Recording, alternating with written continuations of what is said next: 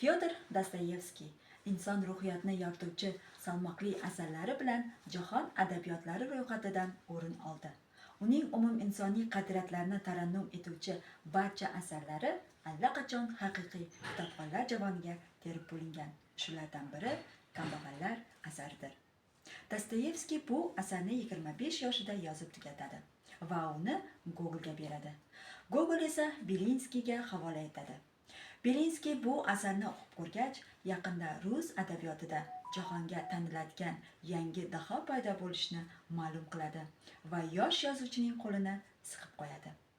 Dostoyevskiy o'z asarlarida ma'lum bir millat hayotini yoritar ekan, zamirda mehr-muhabbat, sadoqat, elparvarlik va mehnatsevarlikni yuksaklarga ko'taradi. Adibning Kambag'allar asari ham ana shunday his-tuyg'ularni yorituvchi asarlardan biri. Bu asarda Makar Devushkin va Varvara o'rtasidagi xatlar orqali so'zlashuvi tasvirlangan.